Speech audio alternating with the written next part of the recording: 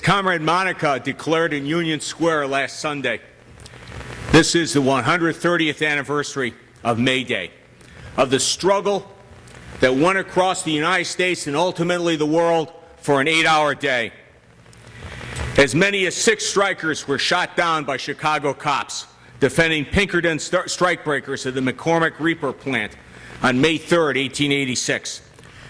Old man McCormick had been a Copperhead trader during the Civil War. He gave $50,000 to spies and saboteurs. He should have been hanged for treason. Instead, he became one of the biggest capitalists in the United States. His successive generations owned both the Chicago Tribune, a notorious right-wing paper in Chicago that I remember after Fred Hampton and Mark Clark were murdered in 1969. They had a whole page of supposedly bullet holes in doors to show the ferocious firefight between the cops and the Panthers. It turned out these were nails in doors. That's the sort of line newspaper was. They also owned for years the Daily News that was actually pro-Hitler in the years up to World War II. The next day was the so-called Haymarket riot on May 4th, which was simply a protest rally that was attacked by police. The following day on May 5th, 7 people were murdered by the Wisconsin National Guard in Milwaukee. I remember being in Havana 25 years ago when 1 million Cubans lined the streets for May Day.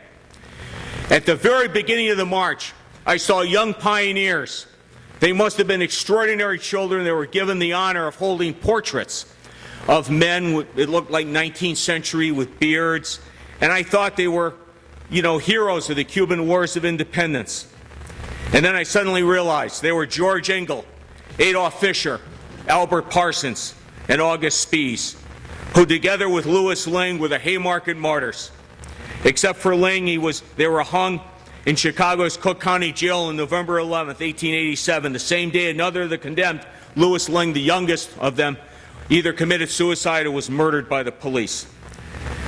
Spies shouted on the gallows, "The day will come that our silence is more powerful than the voices you strangled today." What truer words is that?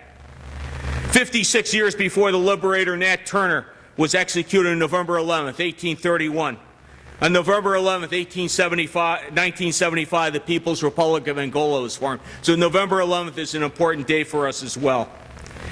Now, a few months after this May Day march that I observed, the Soviet Union was overthrown. This was the greatest defeat for the working class in history, even greater than Hitler coming to power over the bones of the German working class. But the class struggle didn't end.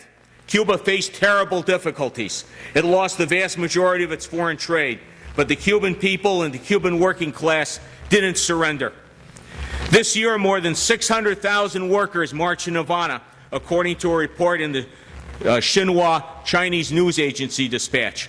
There were 1,600 representatives from 68 countries and 209 union and solidarity organizations. No, it's not Cuba that's isolated. It's the U.S. ruling class.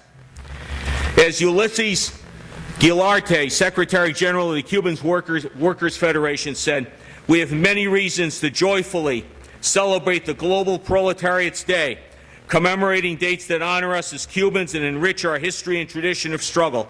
The 55th anniversary of the Literacy Campaign and proclamation of Cuba as a literacy-free territory, the 60th anniversary of the Granma Expeditionaries landing, along with a much-deserved tribute on the occasion of the 90th birthday of the historic leader of the Cuban Revolution, Compañero Fidel Castro."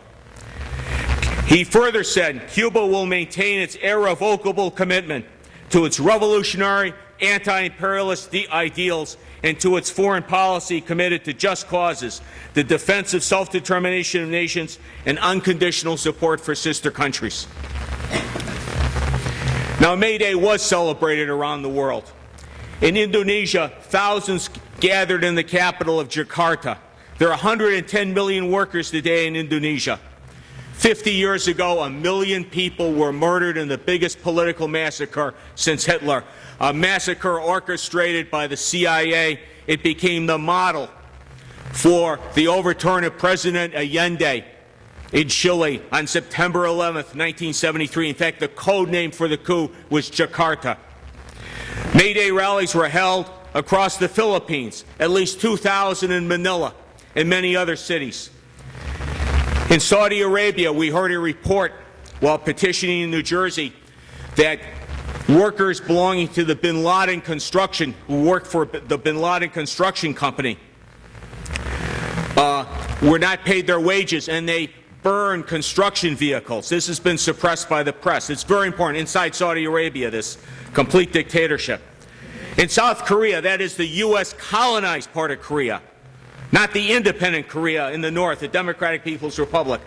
Anyway, throughout South Korea, at least 80,000 workers demonstrated in 15 cities against anti-labor laws. Among them were 200 migrant workers. At least 70,000 workers marched in Paris, according to the CGT, the Communist-led Union Federation. Our comrades Johnny and Betsy were among those tear-gassed. Another 70,000 marched in other French cities against the so-called socialist President Holland, who's trying to roll back the labor reforms of the 1970s. Turkish riot police attacked demonstrators in Istanbul. Thousands had gathered and tried to march in Taksim Square. A 57-year-old man was killed and run over by a police water truck to throw water at the demonstrators. Egyptian police broke up a May Day meeting called by trade union leaders. Now, we just saw in the video of the May Day march in New York. In Los Angeles, there were thousands that marched, and they held an effigy of the racist pig, Donald Trump. They made May Day anti-Trump Day. And marches went across the United States, and it's, of course, in the workers' world here in the centerfold. You can read about it from Los Angeles to New York, but also in San Diego, in the Bay Area, where there are two marches, both San Francisco and Oakland. In San Francisco, our friend Chris Silvera, head of a Teamsters local, spoke. There were demonstrations in Wisconsin and Detroit and throughout the country. So May Day will continue, and we will get thousands more in the street next year in New York. Thank you.